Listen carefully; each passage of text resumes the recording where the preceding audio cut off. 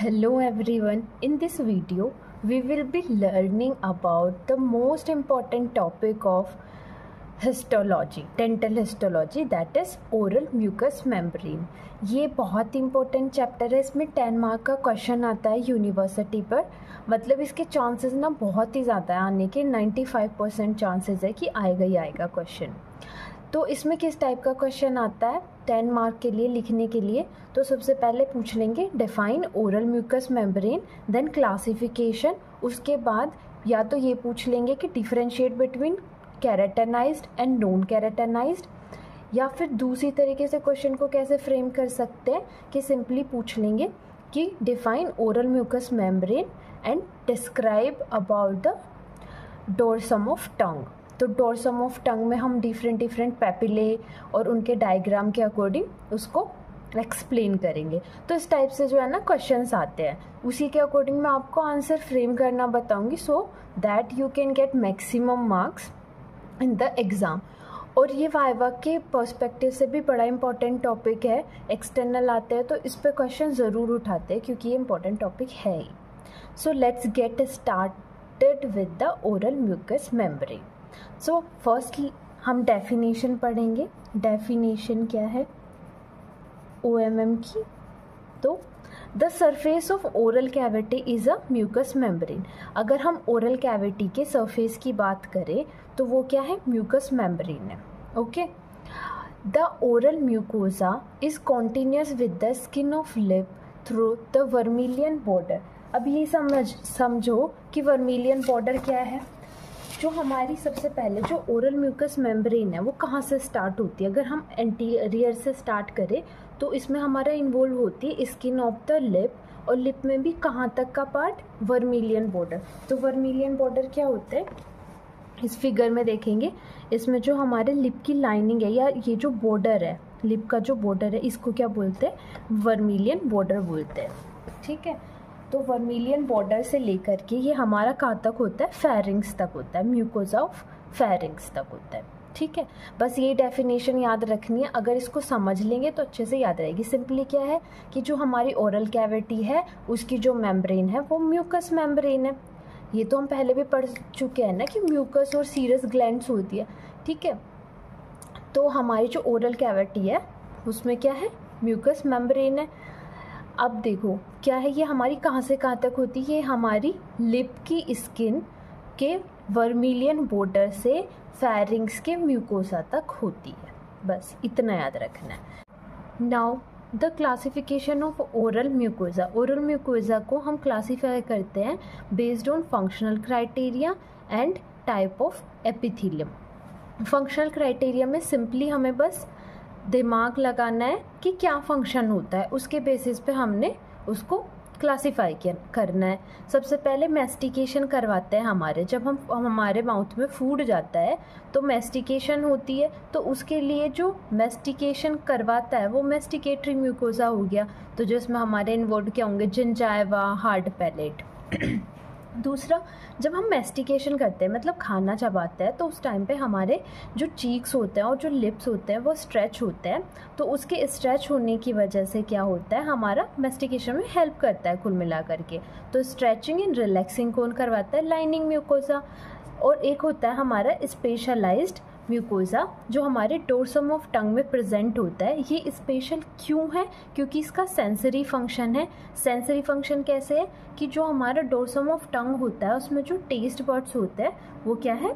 Sense करते हैं। तो इस वजह से सेंसरी फंक्शन हो। नाउ बेस्ड ऑन एपिथेलियम, तो एपिथेलियम के बेसिस पर हमारा केराटिनाइज्ड होता है एंड नॉन केराटिनाइज्ड होता है। तो केराटिनाइज जो होगा वो हमारा किस में प्रेजेंट होगा? जो हमारे हार्ड टिश्यूज़ है, जैसे कि हमारे मेस्टिकेटरी म्यूकोजा में जिंजाइवा और हार्ड पैलेट इन्वॉल्व थे। इसी तरह से नॉन केराटिनाइज्ड में हमारे क्या आएंगे? लाइनिंग म्यूकोजा, जो हमारे चीक्स हैं और लिप्स हैं, ये सब आएंगे। अब केराटिनाइज्ड और नॉन केराटिनाइज्ड में मेनली जो डिफरेंस है वो ये है कि अभी हम आगे जब स्ट्रक्चर पढ़ेंगे ओरल म्यूकस मेम्ब्रेन का तो अच्छे से समझ में आएगा, बट अभी सिंपली ऐसे समझते हैं। जो इसकी आउटर लेयर होती है, तो आउटर लेयर में जो हमारी सेल्स प्रेजेंट होती हैं, सेल के पास प्रोटीन होता है, केराटिन प्रोटीन। इस प्रोटीन की प्रेजेंस की वजह से ये केराटिनाइज्ड होती है, और जो नॉन केराटिनाइज्ड होती है इनके पास केराटिन प्रोटीन प्रेजेंट नहीं होता आउटर लेयर में। ओके, अब केराटिनाइज्ड में हमारे दो पैटर्न देखने के लिए मिलते हैं। एक हमारा ऑर्थो केराटिनाइज्ड होता है, दूसरा पैरा केराटिनाइज्ड होता है, और इन दोनों के बारे में हम डिटेल में पढ़ेंगे फर्दर। मैस्टिकेटरी म्यूकोसा जो होता है वो हमारा बाउंड करता है बोन को। अब इसे कैसे समझना है, इसको ऐसे समझते हैं कि एक एग्जाम्पल ले लो। एग्जाम्पल कैसे कि मैस्टिकेटरी म्यूकोसा हमारा किस में प्रेजेंट होता है, हार्ड पैलेट में। तो हार्ड पैलेट को बस ध्यान में रखना है और सोचते जाओ।